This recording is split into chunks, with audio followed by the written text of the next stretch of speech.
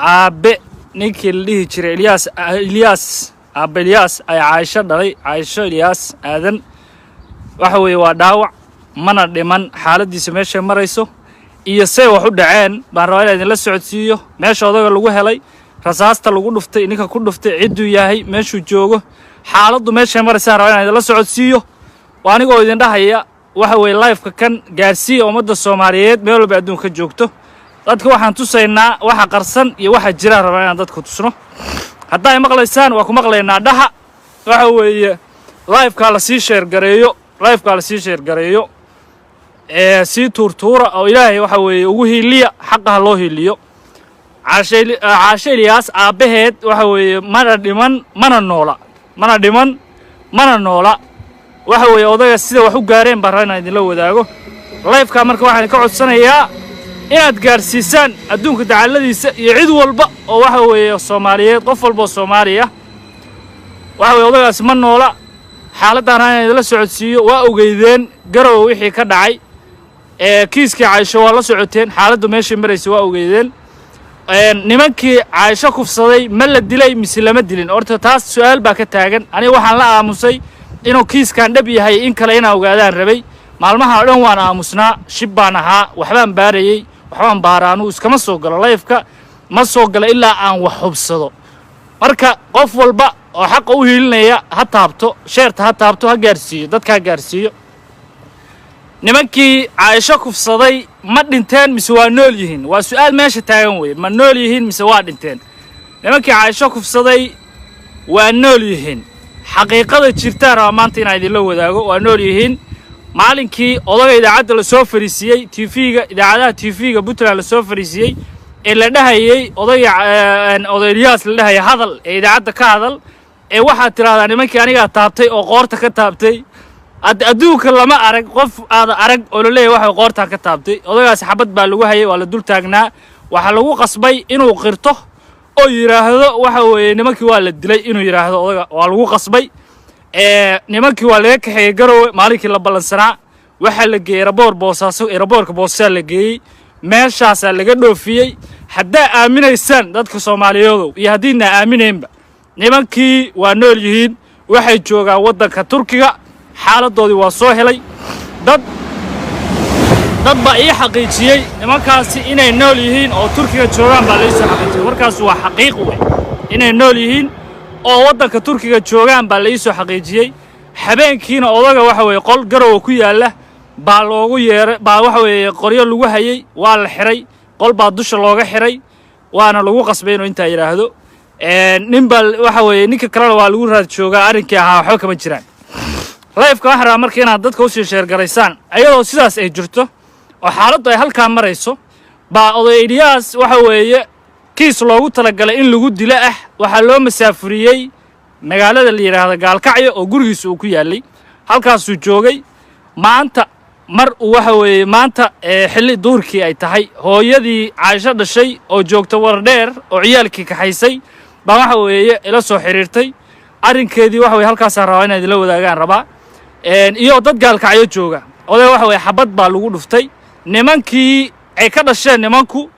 oo waxa weeye filin in lagu boor qariyaa inay dhinteen in lagu boor qariyaa oo rabo dadka in looga qariyo inay dhinteen baa nimankii baa waxa weeye odayga xabad ku dhuftay maanta waxa weeye aabe Ilyas waa dhaawac isbitaalka Gaalkacyo magaalada Gaalkacyo isbitaalkeedu yaala mana dhiman mana noola xaqiiqada jirta marka idin la wadaago qof walba oo Gaalkacyo jooga ha tago isbitaalka magaalada Gaalkacyo ee weyn ha soo fiiriyo odagaas waxa la sheegay inuu sakaraad yahay oo naftu aysa ka bixin aysa ku jirinna mara ku jirto mana ka bixin xabad baa waxa looga dhuftay midna waxa looga dhuftay lugta midna waxa uga dhacday halkaas caloosha ee mindhicirka uga dhacday oo dhinaca kale uga baxday waa dhiig baxaya saasi xaaladiisu marayso odaga Ilyas ahaa waxa weeye kiiska Caaisho ma dhamaanin nimankiina lama dilin aniga ku dhaaranaya waxaan ku dhaaranayaa oo kitaab ku maraya nimankaas inay nool yihiin oo wadanka Turkiga ay joogaan maanta oo ku raaxaysanayaan baa dadka Soomaaliyeed ugu dhaaranaya oo xaqiiqo waxa weeye Puntland aniga reer Puntland xaqiiqada jirta iyo waxa jira iyo xaaladda Puntland ana laga wareysan karaa waayo anu waxaan dhexdhexaad maahi shakhsi wax qarinaya maahi dadka inta yiraahdo Puntland baan u hadlaynaa live-afka soo gala ee isku dayaya inay wax qariyaan annaga u nool war qof walba oo Puntland ku dhibaataysan waxa way messengerka igala soo xiriiro aniga hay soo weydiiyo qof walba oo dhibaataysan waxa way hayla soo hadlo hay yiraahdo dhibkaas jira waxa u ballan qaadayaa si bilaash ah oo ay lacag ku jirin oo gratis ah waxa way bilaash ah adduunka bilaash waa ka jira volunteer sheekad la yiraahdo inaan ku shaqeeyaan raba aniga ugu shaqeynay bilaashkaas cid walba oo dhibaataysan oo Puntland ku dhibaataysan waa ila soo xiriiri karaa Aaba Ilyas xaaladdu halkaas ay maraysaa waxa idinku dhaaranayaa maalinkii la lahaa nimanka saaka la dilayaa in nimanka la qaaday magaalada Galboos laga dhoofiyay oo wax way maanta ay dimaaraadka joogan ay joogan meesha la yiraahdo Turkiga ay joogan diyaarad baa ka qaaday Booso imaaraadka transit ku ahayd waa laga sii qaaday Turkiga magaalada Istanbul la yiraahdo bay labadaas nin joogan hadda ogtihiin iyo hadii kalab ninka la leeyahay arrinkiisa waa laga hadlayaa nin meesha ku jira ma ahanba shakhsi la hayo oo meesha ku jira ma aha dadka Soomaaliyeed intaas raayna u sheego hadii dad baa waxay soo qorayaan marxuun weeye nimanku waa dhinteen wallahi isa dhiman billaahina isa dhiman waa inay dhaaranaya kitaab baa waxa idinku marayaa nimankaas inay nool yihiin waa arrin loo baahan yahay in laga hadlo dadka Soomaaliyeed u istaagaan oo ka hadlaan oo la yiraahdo waa nimanka aan lahaydin waa dhinteen oo la leeyahay waa la toogtay annaga sawiraantii 2016 17 noo soo dirinee ayagoo meeyda ama ayagoo la sii wado meesha toogashada loo sii wado maxaa dadku la wadaag weydeen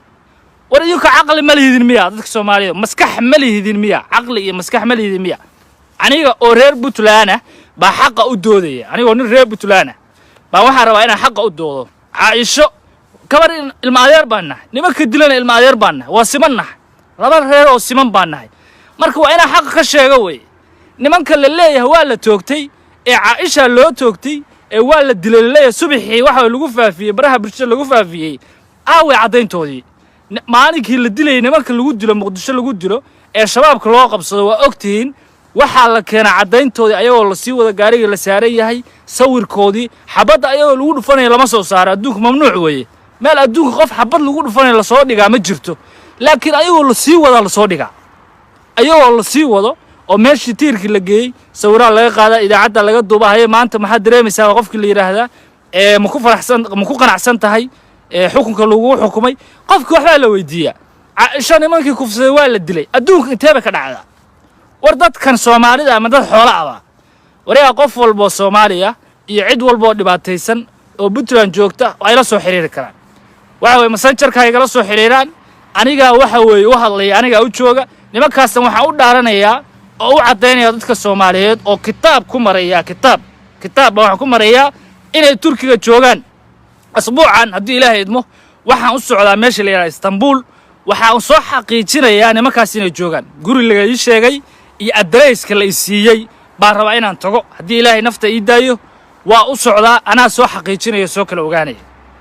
waxa idinku dhaaranaya maanta in nimankaasi ay nool yihiin nimankii Aisha dilay inay nool yihiin baan kitaab jaamaca waxa ugu mareeyaa 700 ee Soomaaliyeed ay daawanaysa baa kitaab jaamaca u maray inay nool yihiin oo aysan dhiman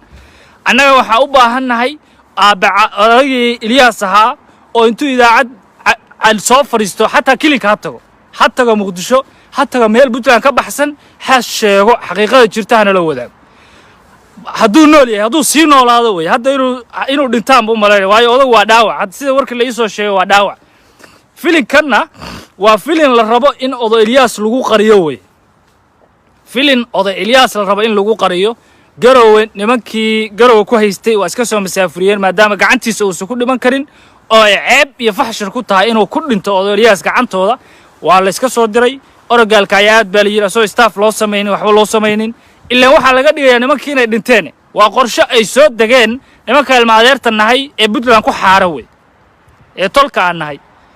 baa filinka jiray gurigii gaalka ayuu ku lahaa oo ka guuray waagi dhaweyd uu ka cararay ka qaxay oo ciyaalkiisa uu ka rartay intii Aisha ka yaryareed uu ka rartay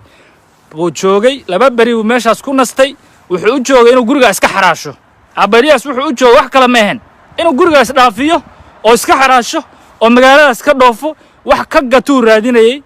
waxa dhacday saaka maanta barqadii in odagaas xilli hadeertan laga joogo hal saac ka hor laga joogo in odagaas lagu helay xaafadiisa laba nin oo khamra ka soo dhargay iyo jaad oo u dhashay reerka waxa way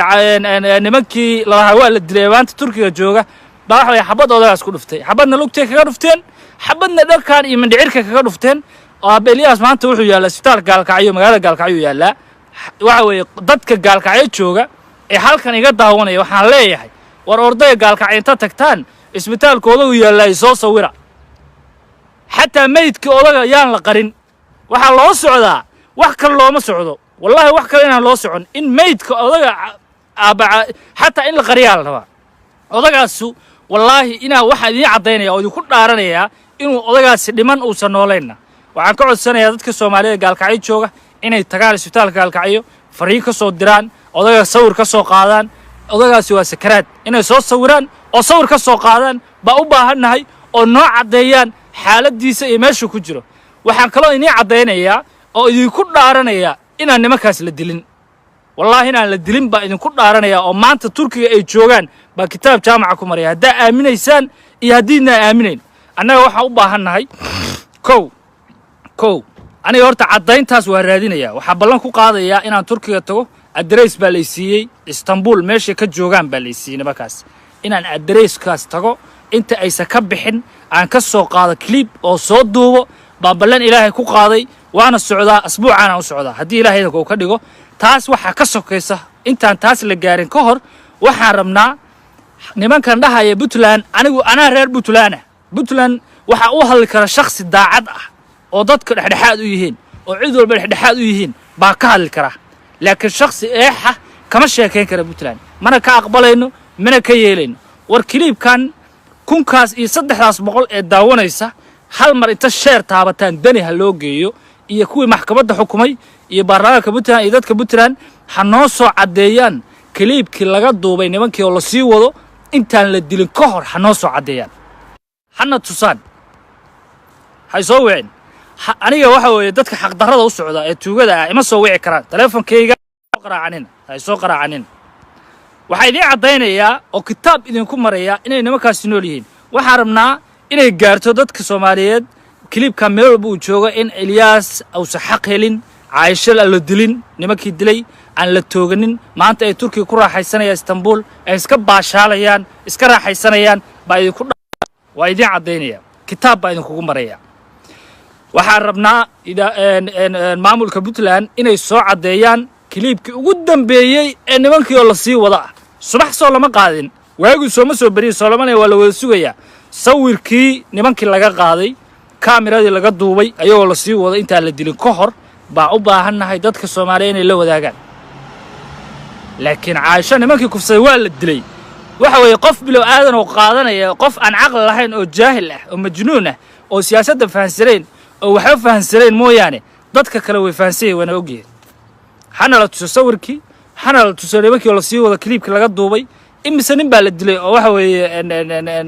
shabaab aha oo dalka lagu dilay Soomaaliya lagu dilay clipka waa la duubay inta la geyn meesha lagu tooganayay kulli waa la duubay maxaa loo soo duubi waay nimankaas Turkiga joogan warkooda si xasaasi ah soo gaaray live-ka waxaan soo galaa markaan wax xaqiiqo la imaado oo bulshada aan la horteegi karo inay waxaasi wax sax yihiin oo xaqiiqo ah yihiin baan live la soo hortaga laakiin lama soo hortaga been alxamdulillah waxaan u jeeday dad reer Puntland iska dhigaya oo subaxii ninkii la beentiyon soconba oo dhaqaaqinba waagi oo indhihi baqbaqay kaga yaalaan oo wajigii aan dhaqan koob shaax aan cabin bay waxay soo qoray alxamdulillah daacad bahesh waxa way xaqi bahesh Aisha xaqeedii bahesh alxamdulillah rabbil caalamiin Puntland tuka cambaar leeyahay hadda waa ka foqda tuka cambaar le tii ugu darneed bay hadda tahay ilaa hadda wax cadeynaa ka haynaa ma jiraan